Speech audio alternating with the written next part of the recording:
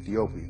They never occupied and dominated and conquered Ethiopia totally. And that's because King Menelik understood he needed more than just spirituality, because a lot of the Africans in other parts of Africa, they depended on their spiritual system. But when you're dealing with a group of people like the white supremacists who were not spiritual at all, you're going to lose. So King Menelik, he used his spirituality, but he understood that he had to be practical. So King Menelik, he got guns that rivaled the guns of his enemies. And when the Italians came into Ethiopia to try to defeat him, King Menelik used his guns and used his weaponry to fight them off. What Ethiopia was able to achieve was nothing short of military genius. They struggled certainly with Italy for maintaining their independence. But I think what they were able to do was to use the land to their advantage. They were able to strategize, and they really outthought the enemy. And they were underestimated, let's face it. I think they were their military power was underestimated. And so when you had all of this in the psyche of a people, this notion of empire and kingdoms and defending ourselves against the Greek army, the Roman army, the Turkish army, the Persian armies, what's some little rinky-dink Italians? We can handle this, and they handled it. And when King Menelik in Ethiopia defeated the Italians, what's interesting, the Western media started to portray King Menelik as a white man. So this man was clearly a black African brother. There was pictures of him in the whole nine, but the Western media started to show cartoons and images of him as being white because they didn't want to let the world see that the Europeans had been defeated by this African man.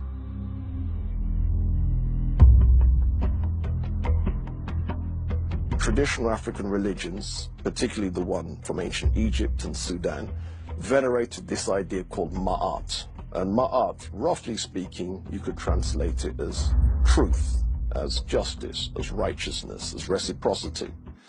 The problem is when you're being attacked by people who don't believe any of that, and you are trying to do the Ma'atic thing, they will beat you, unfortunately. And this is one of those harsh lessons that the black community is still to learn. The assumption that another group's view of humanity is the same as ours.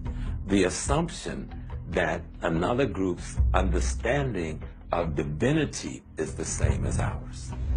The African moved from the premise that everybody was a brother, and thus should be treated and accorded that kind of brothership and brotherhood. The European moved from a position that what is mine, and what is yours is mine if I can take it.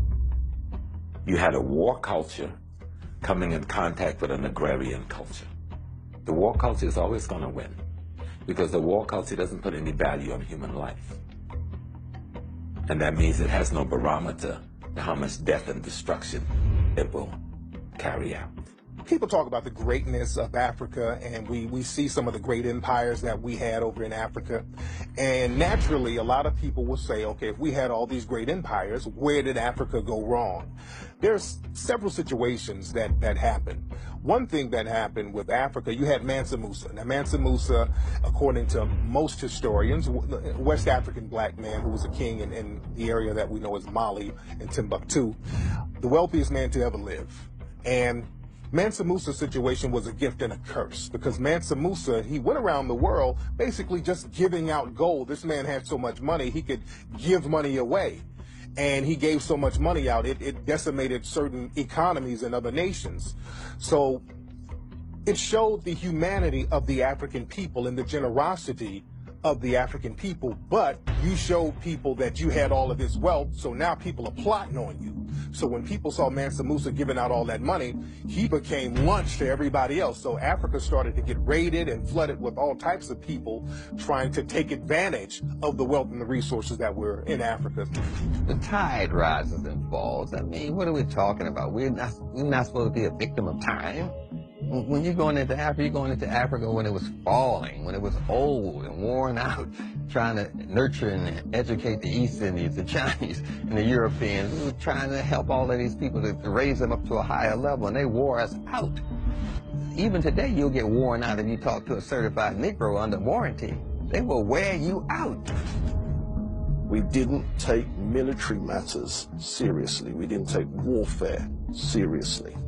And I'm aware that the propaganda where the West presents such as the Zulus as a highly militaristic nation.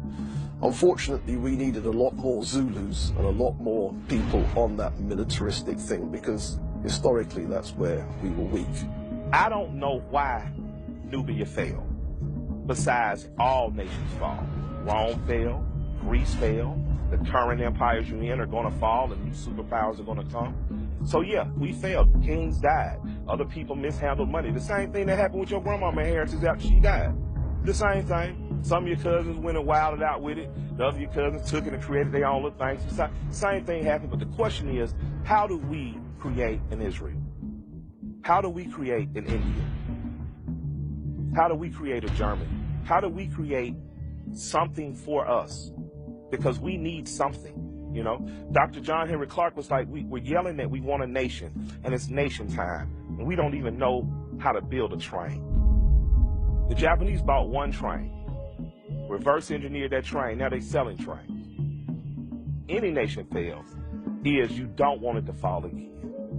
So ultimately, if I wanted to find out why any black nation failed, I would go to the most recent one, because the most recent one works by our recent standards of governing and governance, and that would be Haiti. Why did Haiti fail? Haiti was sabotaged by France. Haiti was looted, and she was sanctioned globally.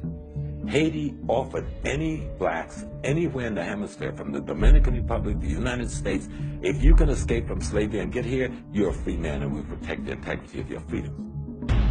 That is what the anger against Haiti was about. Haiti was the first free republic that offered freedom to any enslaved people, black or white, from anywhere. If you make it to these lands, our army will protect your integrity. For 444 years of the European enslavement of African people, you had the best and the brightest of African people steadily taken out. And then after that genocide, after that Holocaust, Europeans decided that they were going to go in now after the Berlin Conference and control the land for another 88 years. So Africa has only been free for less than 50 years, but it's still suffering from the ravages of 444 years of slavery, 88 years of colonization. You don't recover from that automatically unless there are plans in place to aid your recovery. After Europe was destroyed during World War I and World War II, you had the Marshall Plan and other plans that were implemented by the United States in order to rebuild Europe. Look at photographs of London, photographs of Paris after the war, after the bombing. And then see what American aid did 20 years later to rebuild those cities. So we think that Europe has always looked like that. No, Europe has had more wars than Africa has had. But they've had access to resources to rebuild. Africa hasn't had the ability to rebuild. There was no revolution there. There was no independence granted. All they were done was to make a few Negroes wealthy, and then y'all managed the apartheid poverty for us. But we'll keep all of our banks, we'll keep all of our mines, we'll keep all of our industry. We're not sharing nothing with you. We'll keep the best 80% of the farmland, and you can't even come into our little towns. There are towns in South Africa we don't know the names of. That's the most prosperous, most beautiful places in the world. White folks are retiring from Europe every day, especially the aristocrats going there to live. And they make us think South Africa is Johannesburg. Colonial powers of Europe left African nations. They took everything, even the light bulbs. They ripped up the train tracks. They said, if we're leaving, we're going to make sure that you won't be able to sustain yourself. And they destroyed everything. It's no different than what happened in America after emancipation. When they left, they destroyed all. Like Guinea is one of the classic cases. They even took the toilet paper. They took everything out of Guinea. And then, from the international marketplace, fought to keep Guinea from ever developing international trade with Europe. Guinea has the largest supply of iron ore in the world. Who do you think control and own it? Some Israeli mega capitalists.